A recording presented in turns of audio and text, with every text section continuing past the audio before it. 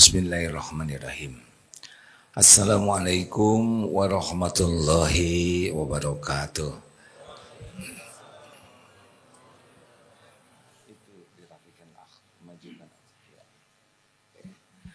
Alhamdulillahi rabbil alamin. Segala puja dan puji hanya milik Allah yang maha menyaksikan, maha dekat, maha mengetahui segala-galanya. Tidak ada satupun yang tersembunyi bagi Allah subhanahu wa ta'ala. Wa kafa billahi syahida. Dan cukuplah Allah yang menjadi saksi. Semoga Allah yang menguasai segala kejadian membukakan hikmah. Allahumma ftah lana hikmataka wansur alaina rahmataka ya dzal jalali wal ikram. Allahumma inna nas'aluka ilman nafi'an wa rizqan thayyiban wa amalan mutaqabbalan. Allahumma a'inna ala dzikrika wa syukrika wa husni ibadatik. Allahumma nawwir qulubana binuri hidayatik binuri ma'rifatik kama nawwatal ardu binuri syamsik abadan abada birahmatika ya arhamar rahimin. Allahumma inna nas'alukal huda wat tuqa wal afafa wal ghina. Allahumma inna nas'aluka imanan kamilan wa yaqinan sadiqan wa qalban khashian wa lisanan zakiran. Ya Allah, jadikan pertemuan ini pertemuan yang Engkau berkahi. Limpahi kami dengan ilmu yang manfaat. Jadikan hati kami hati yang hakul yakin padamu ya Allah. Jadikan amal-amal kami amal yang Engkau terima. Doa kami doa yang Engkau ijabah. Berkahi majlis ini ya Allah. Taqabbal minna ya karim. Innaka antas sami'ul alim. Sesungguhnya Engkau maha mendengar lagi maha mengetahui segala-galanya. Amin ya rabbal alamin. Sallallahu alaihi wasallam. Apakah Allah subhanahu wa ta'ala sedang menyaksikan pertemuan ini? Apakah Allah sedang memperhatikan kita? Tidak. Adakah yang tersembunyi bagi Allah? Adakah yang tidak diketahui oleh Allah?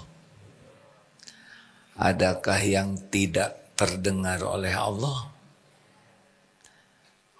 Kalau saja keyakinan seperti ini mantap pada diri kita dan istiqomah, niscaya kita akan sangat-sangat tenang. Setiap orang ingin bahagia. Bahagia itu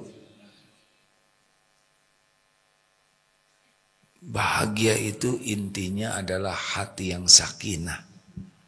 Jadi kalau ingin, saya ingin bahagia. Apa bahagia? Hati yang tenang. Sekarang punya apapun, kalau hatinya GTA, galau tiada akhir, kalau hatinya bacem, banyak cemas, tidak bisa bahagia. Nah, sedangkan hati ini adalah dalam kekuasaan Allah. Muqallibal qulub, Allah yang membulak-balik hati.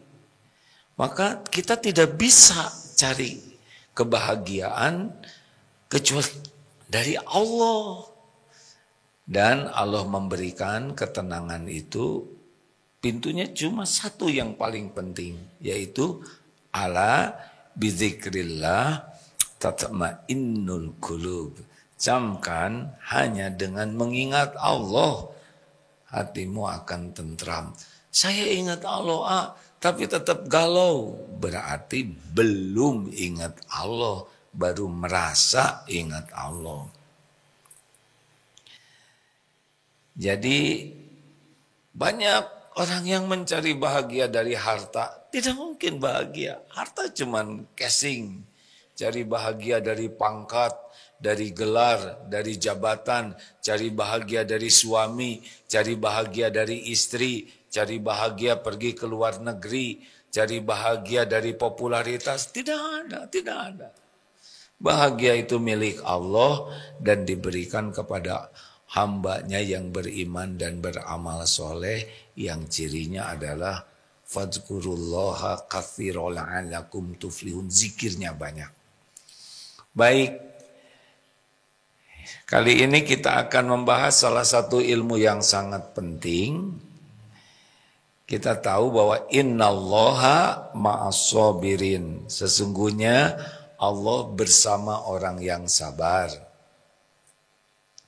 Wa basyiriz sabirin. Berikan kabar gembira bagi yang sabar.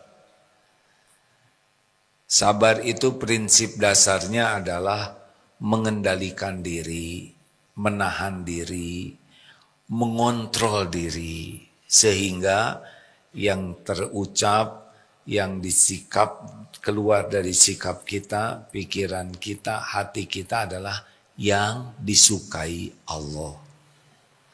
Jadi sabar itu bukan diam, tapi sebuah proses aktif mengendalikan diri, sehingga yang terekspos dari kita, ya baik ucapan, raut muka, perilaku, nada, pilihan kata, semuanya yang disukai Allah. Sabar ada 4 tempatnya. Pada umumnya disebut 3, tapi mau dipecah yang ketiganya. Sabar yang paling berat adalah sabar menjauhi maksiat. Karena setiap saat kita berpeluang tergelincir. Duduk begini saja bisa dosa ya. Mikir yang di depannya ini kaosnya bolong.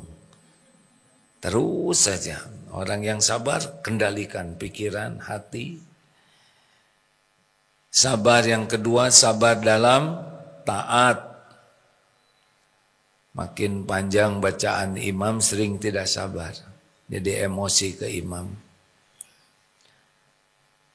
Saum harus sabar, tahajud harus sabar, sedekah harus sabar. Ketaatan apapun memerlukan kesabaran. Kalau tidak sabar, pasti kualitas ibadahnya jelek.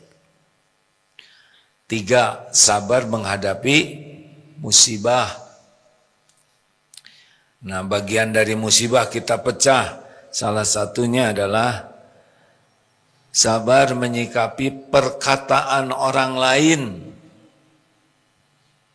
Jadi kita harus berlatih menyikapi perkataan orang selain kita berlatih mengendalikan lisan kita. Ini sangat penting. Karena kita akan bertemu terus dengan orang dan orang bicara. Benar? Kata-kata bisa lebih tajam dari duri, kecil, tapi bisa sakitnya dalam dan lama. Kata-kata bisa lebih tajam dari cutter, sekali robek, susah rapetnya hati ini. Dan cukup satu patah kata bisa membuat orang terluka, bisa membuat orang patah semangat, putus asa, bisa membuat orang dendam. Kita dengar ada seorang yang membunuh majikannya karena terluka hatinya. Cukup satu patah kata bisa membuat kawan jadi lawan.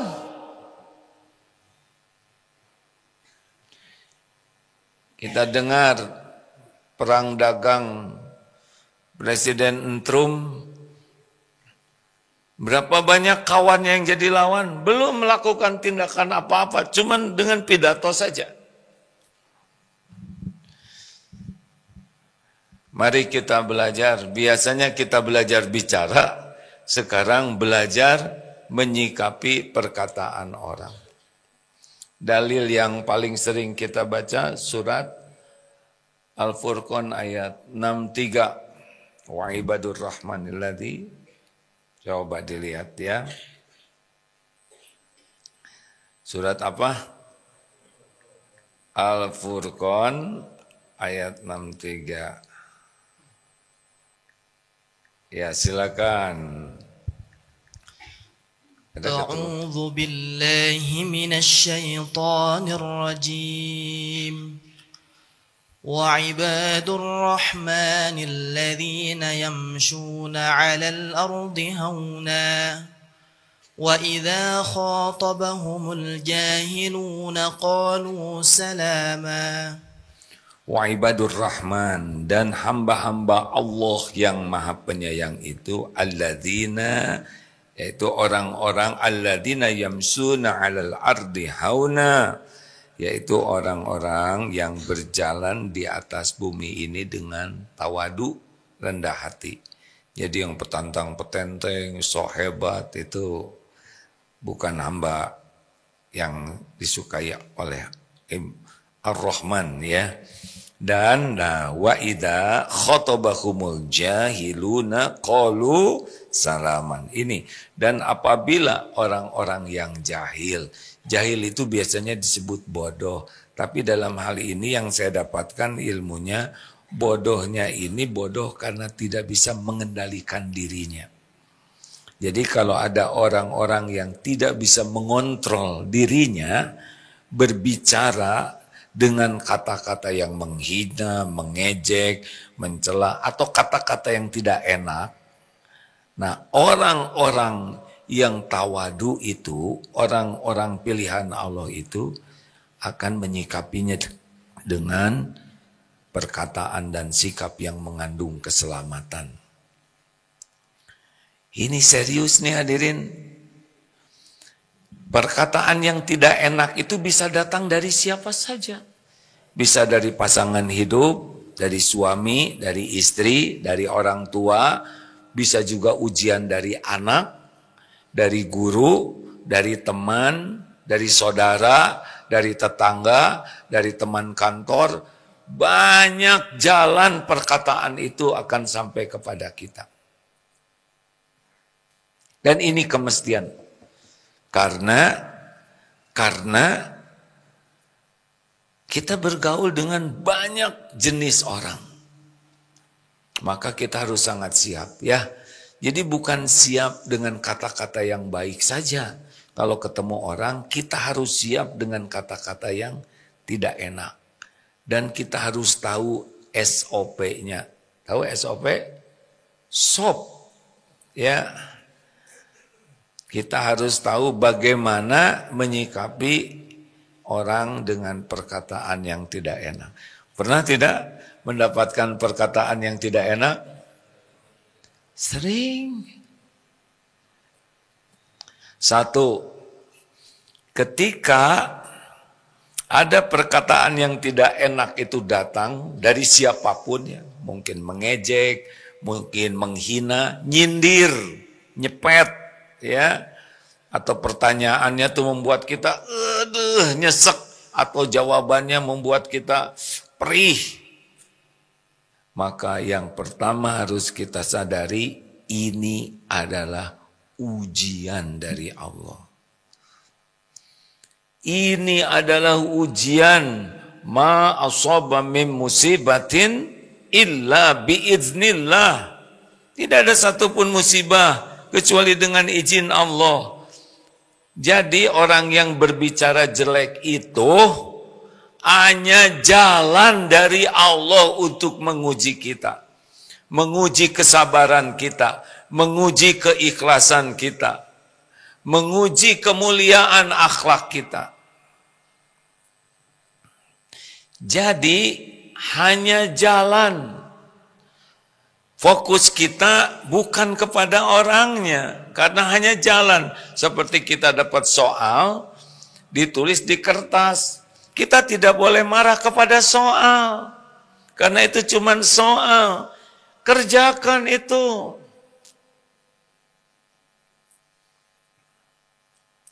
Jadi kalau nanti waktunya datang ujian itu, ya langsung innalillah wa inna ilaihi rajiun. Terus apalagi perkataannya kalau diuji, qaddarullah wa ma syaa fa'al. Ini sudah takdir Allah dan Allah berbuat apa yang dikehendakinya. Langsung ingat bahwa ini saat ujian, yang bersangkutan hanya jalan. Jadi jangan sampai kita terpancing jadi marah kepada soal, tapi fokus kepada jawaban. Dengar ya, orang tidak lulus itu bukan karena soal loh. Orang tidak lulus karena salah jawabannya.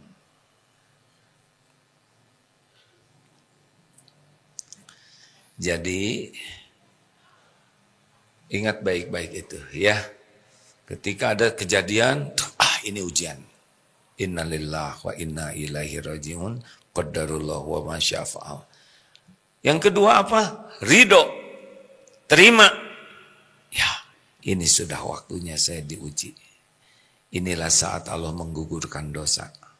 Inilah saat Allah melimpahkan pahala. Inilah saat Allah mengangkat derajat saya. Kalau saya lulus, saya harus lulus. Hah? Jelas?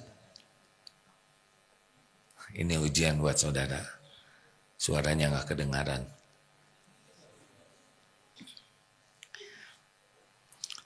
Satu apa? Pak, kalau istri lagi ngambek, satu apa? Kabur.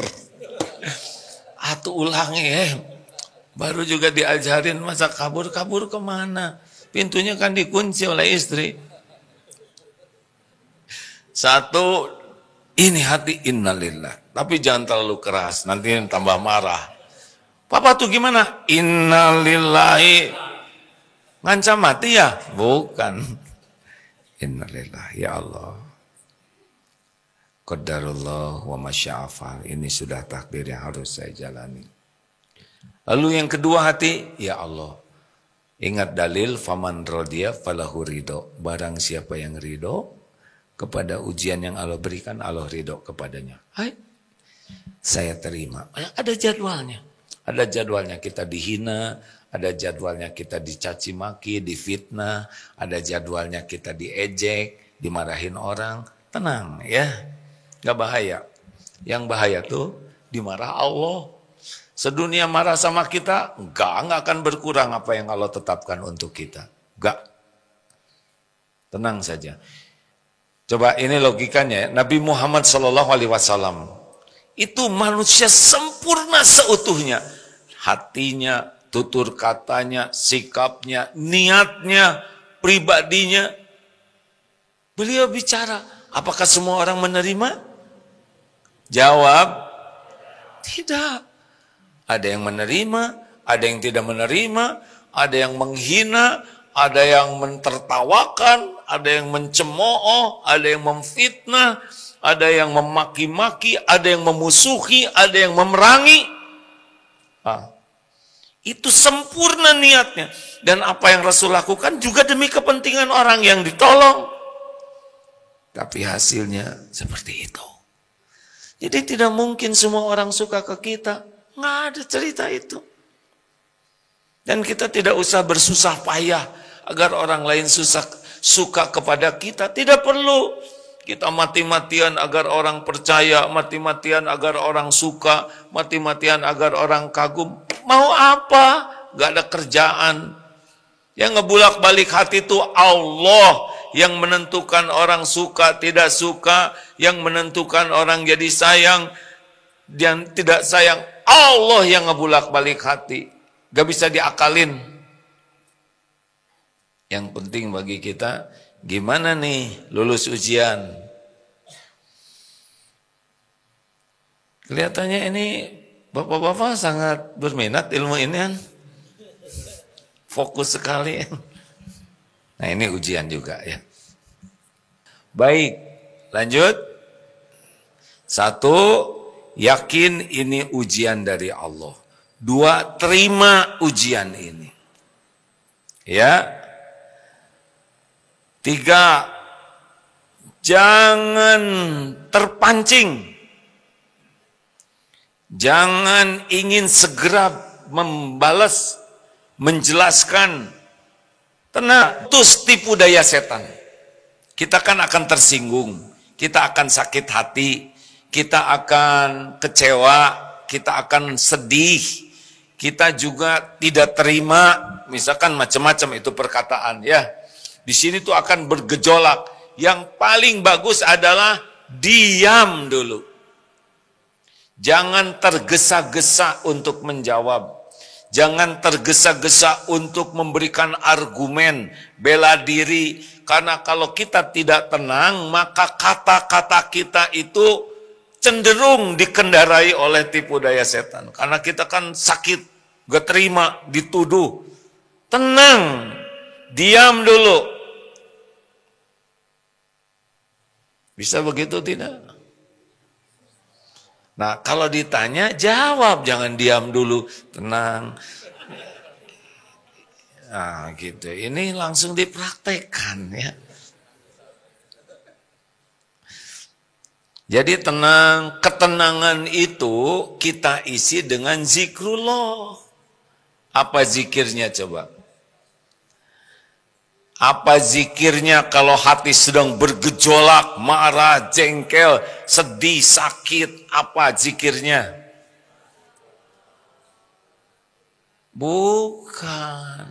Bukan langsung astagfirullah. A'udzu billahi minasyaitonir rajim. Pelan. Kenapa pelan? Karena kalau keras masalah baru ya kan. Bapak tuh bagaimana sih? A'udzu billahi minasyaitonir rajim. Langsung. A'udzu billahnya itu kalau saya sarankan sih jangan a'udzu billah tapi na'udzu billah. Nahnu, kami. Karena yang perlu dilindungi Allah bukan hanya kita tapi beliau juga. Kenapa nyebut beliau? Penghormatan ya, walaupun lagi mah naudzubillahi minasyaitonir rajim. Jadi satu At-Takabun 11 ini izin Allah bahwa bukan dia intinya ya, tapi beliau sarana aja dari Allah, waktunya diuji. 2 ridho, 3 diam sambil zikir a'udzubillahi minasyaitonir rajim. Kenapa ini? Supaya kita tidak cepat berkomentar. Walaupun kita bisa bela diri, jangan tergesa-gesa. Karena tergesa-gesa itu, dengar ya, kalau orang sedang tidak enak ke kita, kita memberi jawaban, orang itu tidak memerlukan jawaban kita. Jadi momentumnya tidak pas, saatnya tidak pas. Orang sedang tidak perlu jawaban, kita ngasih jawaban, walaupun benar bisa nggak diterima. Ingat bahwa Rasulullah menjanjikan rumah di pinggiran surga bagi orang yang meninggalkan perdebatan walaupun benar. Perdebatan yang seperti ini adalah perdebatan emosional yang tidak mementingkan kebenaran tapi sibuk untuk mencari kemenangan. Makanya jangan tergesa-gesa menjawab. Tenang saja. Tapi kalau saya diam nanti perkataannya makin banyak. Tenang, belum selesai ceramahnya, dengerin ya. Tapi justru saya diam. Kenapa diam aja? Kenapa diam aja? Jawab. Kenapa Bapak seperti yang bahagia dengan ceramah ini? Jawab. Nanti giliran jawab. Jawab aja melulu. Nih, sudah memang begitu episode. Enggak lama kok ya, paling beberapa bulan. Dengar. Diam untuk mengendalikan diri, bikin benteng. A'udzubillahi minasyaitonirrajim. Ini serius hadirin. Kebanyakan orang enggak ingat doa ini. Karena setan tidak mau kita doa ini. Karena dia inginnya kita melawan, langsung marah dengan kata-kata yang lebih ganas ya. Kemudian itu dengan kata-kata yang lebih tajam. Wah, akhirnya tonjok, pukul, terjadilah kehancuran. Itu kan yang diinginkan. Yang tidak lulus begitu. Yang lulus tenang saja, tenang. Selanjutnya apa? Istighfar. Pelan ya. Kenapa pelan? Karena ada yang astagfirullahaladzim. Bukan begitu. Bukan. Itu bukan istighfar. Itu modifikasi emosi ya. Langsung astagfirullah. Kenapa? Karena pada saat itu kita harus tahu surat yang sering dan hampir selalu dibacakan Asyura ayat 30. Wa ma aswabakum min musibatin fabima kasabat aidikum wa ya'fu an katsir. Musibah apapun yang menimpamu karena perbuatanmu sendiri. Yang mungkin tidak kita sadari, mungkin dalam hal ini tuduhannya tidak benar. Tapi kan banyak dosa-dosa lain. Mungkin yang dituduhkan kepada kita enggak sama sekali. Kita tidak sesuai dengan tuduhan. Tapi kan banyak dosa-dosa yang lain yang mengundang kepahitan ini menimpa kita. Karena setiap kepahitan bentuk apapun, kalau bukan Nabi ya, dan yang tidak balik itu ada kontribusi dosa kita yang mengundangnya. Astagfirullah ya Allah. Ini buah dosa saya, astagfirullah. Tadi saya tidak jaga pandangan, astagfirullah. Tadi saya tidak jaga lisan, aduh astagfirullah. Yang ini bunyi, ya biarlah ya, itu sesuai dengan couplingnya. Coupling kita tobat.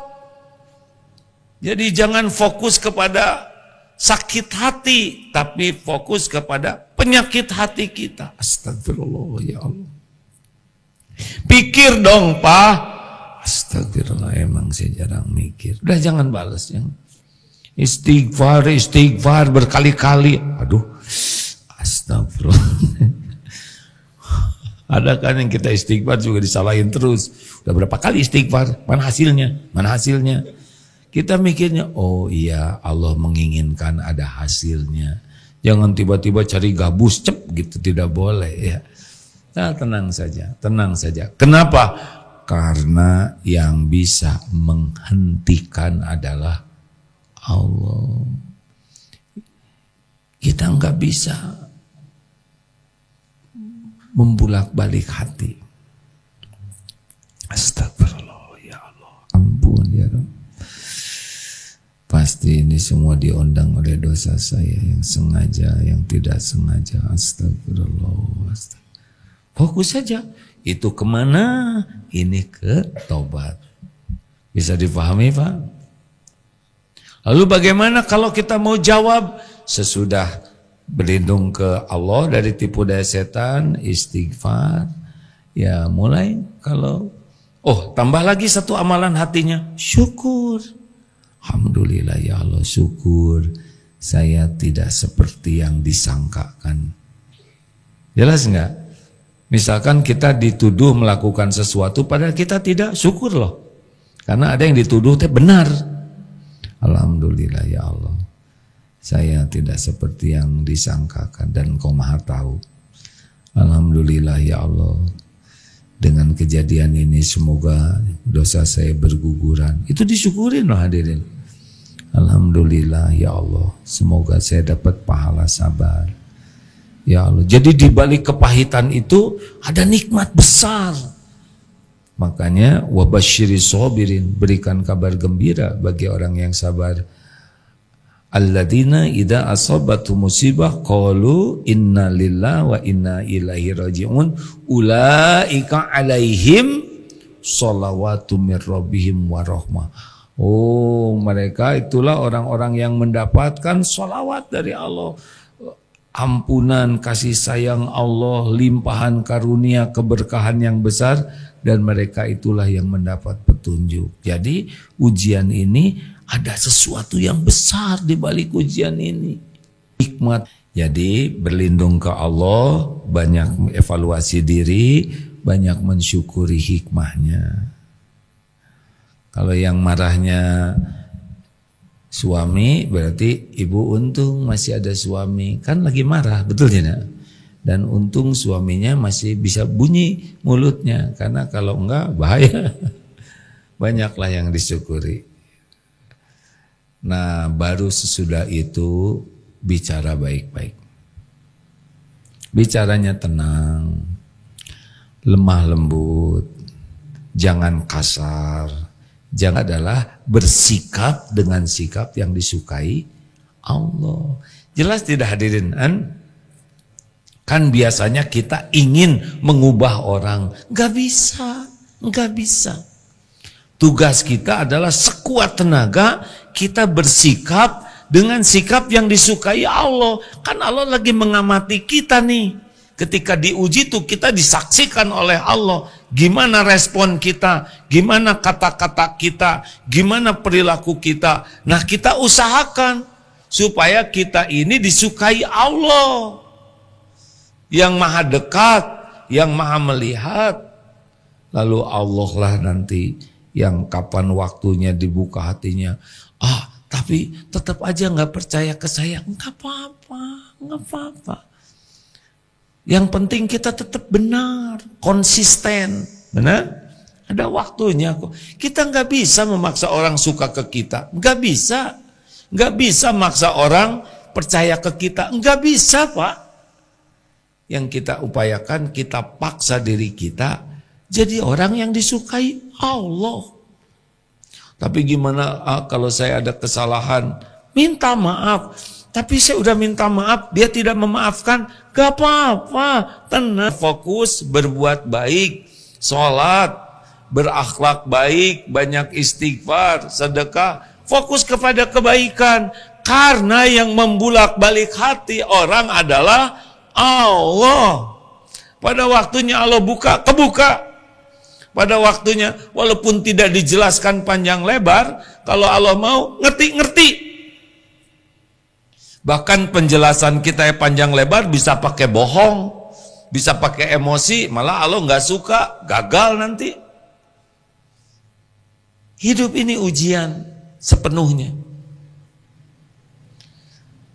Doakan kebaikan, jangan doa jelek. Doakan supaya dibukakan hati, karena Allah yang ngebuka. Doakan supaya beliau juga sabar, selain kitanya sabar. Ya, doa yang banyak, yang baik-baik. Lalu bagaimana? Ya pasrahkan ke Allah. Terakhirnya pasrahkan. Tapi dia ngancam, dia ngancam ini itu. Gak kejadian. Kecuali apa yang ditetapkan Allah. At-Taubah ayat 51. Gimana teh? Tuh jadi lupa. Kul la yusibana illa ma kataballahu lana huwa maulana wa 'alallahi falyatawakkalul mu'minun. Katakanlah sekali-kali tidak akan menimpa kepadamu, kul la yusibana, kepada kami, illa ma kataballahu lana, kecuali yang Allah tetapkan untuk kami. Dialah Allah huwa maulana, pelindung kami, wa 'alallahi falyatawakkalul mu'minun, dan kepadanya lah orang beriman bertawakal. Pasrahkan aja. Mau apapun nanti yang terjadi, gimana yang tahu segala-galanya, ya. Jangan, nanti ini gimana nih, nanti itu gimana nih, stres. Dah, serahkan. Nanti gimana, kalau kejadian, kan belum, ya enggak, pasrahkan dulu. Kalaupun nanti kejadiannya yang enggak cocok dengan keinginan kita, kita akan dibuka hati kita oleh Allah, ngerti ini yang terbaik, enggak sakit hati, enggak sedih, enggak nyesek. Walaupun misalkan ya episodenya ujungnya jadi pahit, isinya enggak. Karena yang menderita tuh di sini. Insya Allah nanti Allah pilihkan yang terbaik. Wa may yatawakkal 'ala Allah fahuwa hasbuh. Demikian hadirin, manfaat tidak nih? Ada pertanyaan silakan. Kita punya 9 menit. Bagaimana Tegal? Ada yang mau nanya? Gak usah dipaksakan, ya. Ada menu baru katanya. Silakan medsos. Izin dari medsos ada yang bertanya. Assalamualaikum AA, izin bertanya, bagaimana caranya supaya bisa lebih mudah memahami ilmu dan pengetahuan dengan baik dan cepat, A? Tauhid dalam memahami ilmu. Memahami ilmu. Jadi kita harus tahu tubuh ini ciptaan Allah. Tubuh ini milik Allah. Tubuh ini termasuk otak kita juga. Nggak ngerti nih. Gimana bisa ingat, betul tidak? Terus ngeluarin lagi. Dan Allah menciptakan IQ kita beda-beda satu sama lain. Standarnya tuh berapa? 90 sampai 110 ya. Di atas itu pintar. Yang bintang kelas itu ada yang 120 ke sana, ada yang agak kurang 80, ada yang ngomong apa? Nah, ada juga ya. Ini semuanya ujian. Yang IQ-nya di bawah ujian, yang tinggi juga ujian, semuanya ujian. Semua dalam hidup ini ujian. Jadi kita tidak usah minder kalau ini teman-teman saya ngapalin Quran sebentar hafal, kok saya susah banget? Gak ada masalah. Yang penting niatnya ikhlas, belajarnya sungguh-sungguh, doanya sungguh-sungguh, udah dicatat semuanya oleh Allah. Gitu. Jadi minta tolong ke Allah supaya diberi ilmu. Rabbi zidni ilma warzuqni fahma. Itu doanya Quran. Jarang doa itu ya. Ya jarang, belajarnya juga jarang. Rabbi zidni ilma, ya Tuhanku tambahkanlah ilmu, warzuqni fahma, minta diberikan, dirizkikan faham. Semangat aja dek, Allah yang maha tahu. Jadi goalnya tuh bukan pintar, goalnya tuh bukan hafalannya sangat banyak, goalnya itu adalah setiap kali belajar Allah suka kepada kita, dicatatkan jadi amal soleh. Ilmu yang baik itu ilmu yang menguatkan iman dan jadi amal soleh. Cirinya orang berilmu bukan banyak ilmunya, tapi makin bersih hatinya dan wujud ilmunya jadi amal soleh. Itu orang berilmu. Apa artinya banyak ilmu kalau dia tidak mengamalkan? Seperti keledai, bahwa bukunya banyak, manfaat, tapi keledai cuma jadi beban. Lanjut. Cek bismillah. Izin masih dari Instagram. Assalamualaikum AA. Apakah meminta maaf kepada orang tua yang telah meninggal dunia melalui doa bisa sampai kepada beliau di sana? Bagaimana kita tahu beliau memaafkan kita? Minta maaf ke orang tua sudah meninggal. Apakah kita perlu ke kuburan kemudian sungkem? Enggak. Tobat saja. Doakan Rabbighfirli wali walidayya warhamhuma kama rabbayani shaghira. Wakaf atas nama orang tua, sedekah atas nama orang tua. Sebagian ulama mengizinkan membaca Quran dan diniatkan semoga kebaikan juga mengalir untuk orang tua. Ya, terus berusaha jadi orang baik. Karena anak yang baik doanya sampai ke orang tua. Ya, minta ampun kepada Allah. Rabbighfir itu kan ampuni saya. Gitu. Masih ada waktu? Oh, dikira mau pergi. Ya, terima kasih. Assalamualaikum warahmatullahi wabarakatuh. Waalaikumsalam warahmatullahi wabarakatuh. Saya Ahmad Badawi dari Kota Warteg. Mau bertanya. Dari Ottawa? Warteg. Oh, Kota Warteg. Ya. Mau bertanya, ini sering yang dipertanyakan oleh jamaah, ya, orang-orang Islam juga, berkaitan dengan sholat. Mereka kadang meragukan kekhusyuannya. Bagaimana ilmu untuk meraih kekhusyuan di dalam sholat?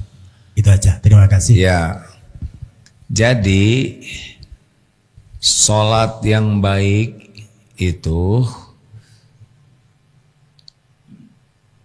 setidaknya ada 6 Pak. Yang qad aflahal mu'minun alladzina hum fi sholatihim khashi'un. Tanda-tandanya, 1, semangat sekali untuk sholat itu. Kalau yang fawailul lil musallin alladzina hum an sholatihim sahun, itu berat bau sholat itu, beban. 2, ciri orang yang sholatnya baik itu dia ikhlas sekali benar-benar melaksanakan sholat itu suka hanya dengan penglihatan Allah. Kalau yang sholatnya jelek, dia riya. Dia baru semangat sholat kalau ada yang tahu. 3, bersegera. Orang yang sholatnya baik itu dia bersegera ya. Kalau yang kurang baik senang melambat-lambat. Ada aja alasan untuk menunda sholatnya. Masaklah, ini grup WA belum selesai dibahas. Yang ada lagi yang gak mau sholat karena nunggu paket ya. Takut ketika sedang sholat paket datang ya. Yang keempat, ada orang yang sholatnya bagus itu tumanina. Enak, tiap bacaan itu dipahami, tiap bacaan itu dijiwai, dinikmati. Nah ini khusus nih, tumanina ini. Kenapa dia tumanina? Karena dia menikmati, dia mengerti. Nah ini makanya susah sholat khusyuk yang asli kalau kita tidak paham bacaan sholat. Ini saya lihat khusyuk nih, bapak-bapak dari tadi, ibu-ibu juga khusyuk. Kecuali beberapa santri yang tahajudnya semalam suntuk, saya harus husnuzon hadirin. Kenapa ini khusyuk? Karena ngerti. Coba kalau nggak ngerti, mana mungkin tahan 1 jam. Tetapi ada juga yang belum mengerti bisa khusyuk karena merasa dilihat Allah. Nah ini juga khusyuk. Ada yang tidak ngerti Pak, seperti waktu di tsunami itu, peringatan tsunami, duta besar Jepang itu di depan. Nah di depannya itu ada yang sedang baca Quran dan berapa sholawat dan sebagainya di Aceh, dan beliau duduk aja di sana. Tidak ngerti pasti ya nggak? Tapi merasa disaksikan, menghormati, jadi khusyuk juga. Yang ke berapa? 5. Yang kelima, ciri orang yang sholatnya berkualitas itu adalah hadir Allah di dalam sholatnya itu. Banyak. Kata Imam Ibnu Qayyim, kalau mau tahu sholat khusyuk kuncinya apa? Takbir. Allahu Akbar. Allah Maha Besar. Segala-gala selain Allah gak ada apa-apanya. Gimana mau masukin urusan ke sholat udah nyebut Allah Maha Besar? Masa Allah Akbar yang keinget peda, asin, ini kan aib hadirin. Ujian yang sholat di sini nih, karena di depan ada warteg, maaf, lagi sholat itu nasi jambar roti. Nah, kalau orang bisa banyak ingat Allahnya dalam sholat, itu bisa khusyuk Pak. Kebanyakan justru lupa. Nah yang terakhir, orang yang sholatnya berkualitas senang berjamaah. Karena tahu jamaah itu berlipat-lipat. Tapi yang kurang serius ke sholatnya, biasanya tidak ngejar jamaah. Mudah-mudahan ada hikmah dan manfaat. Subhanakallahumma bihamdik, asyhadu alla ilaha illa anta, astaghfiruka wa atubu ilaik. Assalamualaikum warahmatullahi wabarakatuh.